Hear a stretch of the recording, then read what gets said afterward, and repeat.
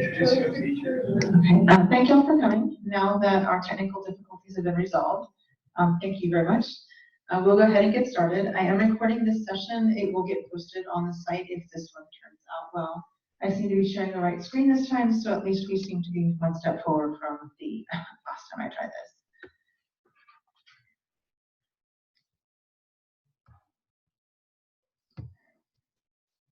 So these are the important dates you need to know.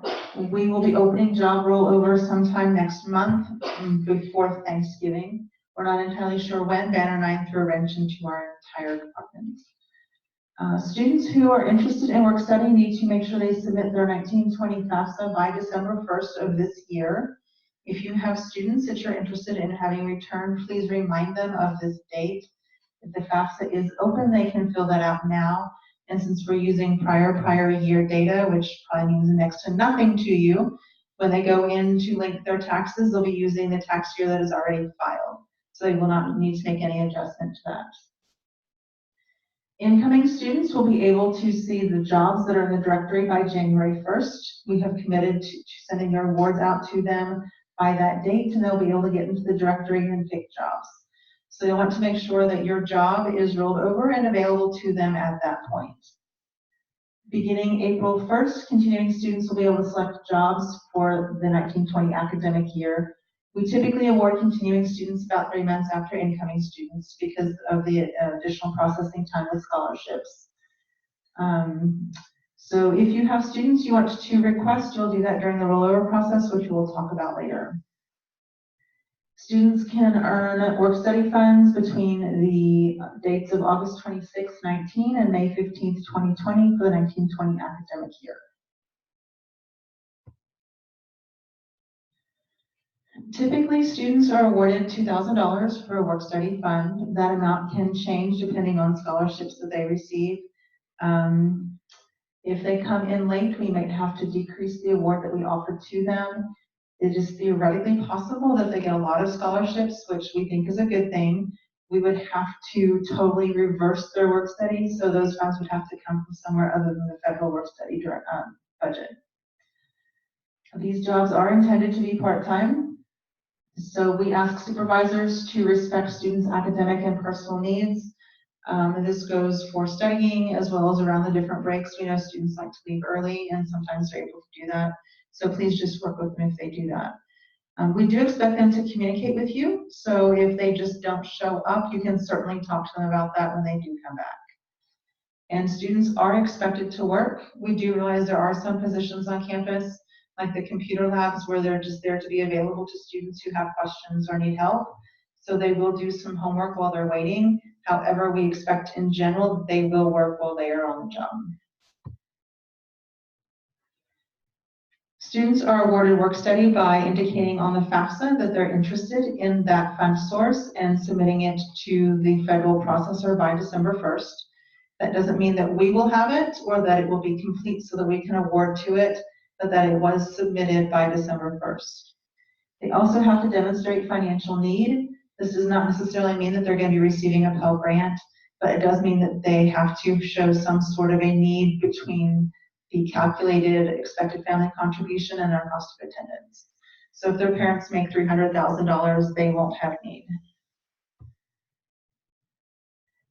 These are the roles in the work study management tab. There is the supervisor who typically requests jobs and rolls over jobs as well as supervises students.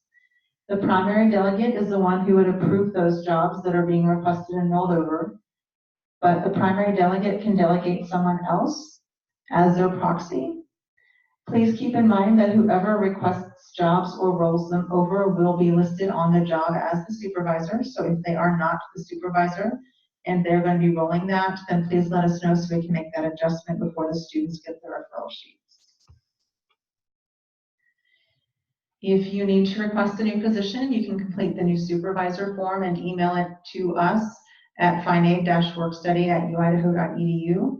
And Zach, who's sitting down, I forgot to introduce again, is our work study coordinator, so you'll be speaking with him if you do that. You can also email us or call us. Again, you'll speak to Zach. We can give you access as a supervisor. That process takes about 5 minutes once we are all the different areas are able to get to that.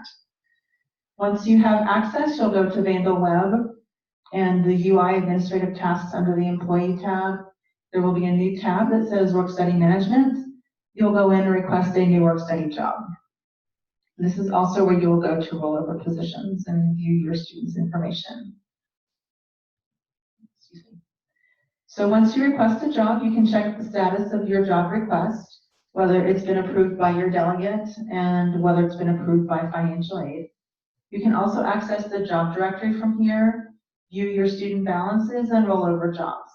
It also has the email address for the general as well as for the different work study contacts in there. When you are submitting the EPAF for students, you should make sure that your wage is conforming to the temporary hire guidelines and that it's based on required skills and or experience. The minimum wage is still $7.25. Most of the positions on campus pay somewhere around $8, maybe a little bit more. If you're going to be paying students over $12 an hour, please let us know why. Generally, these positions are intended to be starting, so we don't expect students will be making that much, but if you had some specialized skills or a student who's got 3 years of experience with you, please let us know so we can take a look at that. When you are filling out the job request, make sure you're providing a very clear job description so the student knows what will be expected of them. If you have any special requirements, such as the fact that you will train them, or if a specific major or class is required or not required, you'll want to go ahead and list that. Also, you'll want to let them know the hours during which they're going to be required to work. So if you're open from 8 to 5, go ahead and list that. I think most of our jobs actually are between 8 and 5, but we do have some that are not. So go ahead and list that so students who are looking for something can see that information. If a background check is required, you're going to want to go ahead and indicate that. And if you're one of those departments who interviews all applicants before actually offering them the position, please make sure it's in your job description. Keep in mind that if you do require a background check, the department will pay for it. And before the jobs are posted on the job directory, all requested jobs must be approved by the delegates. We are required to spend a portion of our federal funds on community service. If you have a community service position, you're going to want to indicate yes on the job request form or when you roll it over. Community services are facilities or services that are open to the general public. This is generally something that improves the quality of life for the entire community, not just the university. So daycare, our America Reads, as well as the rec center, or early childhood education. I believe the art gallery is also considered community service, as well as our library. So if you think you have something that counts, let us know and we'll talk through it with you if you're not sure. Once students select a position, they will receive a referral form. They can either pick that up at work study orientation, which is generally held the Thursday and Friday prior to the beginning of the semester. And we will be holding it also the Tuesday and Wednesday, the first week of class. If they are unable to attend those or choose not to, they can pick it up in our office beginning the first day of class at 8 a.m. in the morning. We do encourage all students to attend orientation in their first year. It is not required, so they may not. But this is where we tell them what's going to be expected of them and where they need to go and how to follow the process through. The referral sheet does indicate who the student should contact first. If there needs to be a change to the supervisor or the location of your department, please let us know so we can go ahead and update that for you so students are coming to the right place. During the rollover process, you can request and deny students. If you aren't sure that you want to do that while you're rolling it over, please let us know as quickly as you are aware. We will try to make that adjustment for you, but if your positions have already been selected by other students, we are not going to be able to request a student for you that you have now. So we want to go ahead and make sure you do that early. Once you do request a student, students must be offered work study funds for 1920 in order for them to work for you. If they are not offered, I do have a departmental request list with extremely limited discretionary funds. You can contact me or you can contact our general mailbox, just requesting for specific students. Please tell me why you want that student back. Were they trained for 3 years and you really need that help? Were you expecting them to come in and do something specific that they already knew about? Those sorts of things. And we will let you know if that is awarded to that student. If it is not, there is a student wait list, but there's no guarantee that I will be re-awarding to students on that list. This year, I did award to almost every single student on that list just yesterday. So there could be some new students coming to your departments for positions you have open. However, the past 2 years, I did not award off of that because we were spending enough funding that we didn't need to re-award. When the student is requested, they log into the job directory, they will see that request just below the alphabet. It will say you've been requested for a position, click here to accept. They have to accept that to return to you the following year. Sometimes students will miss that request and they'll go in and find the job on the job directory and select it, in which case they will be in the position as well as holding a position. So if that happens and you find out about it, let us know so we can take care of that for you. This is what the referral sheet looks like. We will tell the student who they need to go see and where it's located. We'll also give them the dates of the academic year that they're eligible to work and the amount of the award. This is for the supervisor and the EPAF originators so they know what they're looking at for that. If the student needs to go to HR and complete an I-9, we will tell them that.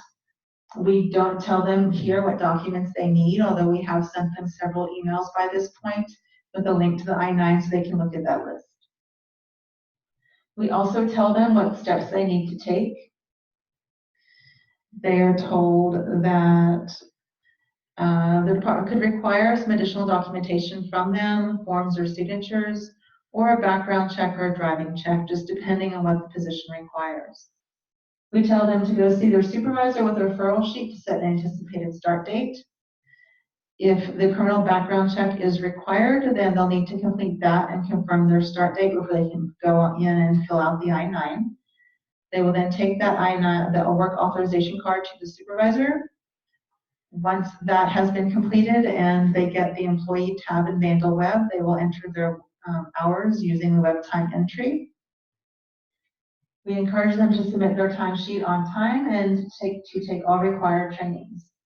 If these are university required trainings, it should be during the hours that they are working because they will be paid for those. We also tell them that their supervisor will sign their referral sheet, make sure they're added into the payroll system, let them know when the timesheet deadlines are, and review and approve their electronic timesheet. This is what the back page of the referral sheet looks like. This is information for the supervisors. It just tells them that students can't start work without the work authorization card and that an EPAF needs to be generated. And then we've given here the information that is necessary to complete the EPAF. And on here, you also will write the start date, the pay rate, and whether a background check is required. So the students can take a copy of this with them when they go to HR so that HR has the information they need to either start the I-9 or request the background check. We do not need this back in order to approve the EPAF once it's submitted. That's why we added a spot for the EPAF originator signature. That's more so that the flow goes correctly so the EPAF is originated. We found a couple times that it wasn't going through the entire process. Again, information for the EPAF is provided on the referral form. The position code, suffix, and employee class must match the referral sheet. If for some reason they are coded to the federal budget instead of the state budget and they're awarded state funds, then the EPAF originator will have to terminate it and submit a new one to get that accurate. Again, please explain any wage over $12 an hour when you're submitting the EPAF to us. You can just put that in the comments down below and we will look at that. And we will review the pay history for the position if you're requesting a lot of money for the student. Or if you have multiple students, we will also look to make sure they're getting paid somewhat equitably. If you have someone who's returning and who's had several years with you, you can definitely pay them more than the other students you have. But the students with the same length of time in the position should start at the same rate.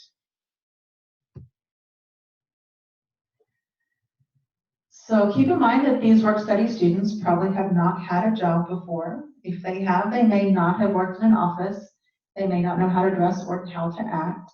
So if you start having some problems with them, please treat them like any other employee because they are university employees. You will need to follow HR guidelines. If you run into issues, please counsel the students and allow them the opportunity to correct any issues. We would encourage you to put some of this in writing through email. And then if you need the student removed from the position, you would just forward us the email communication so we can take care of that for you. If they do something serious, please let us know so that we can block them from accepting another work study position.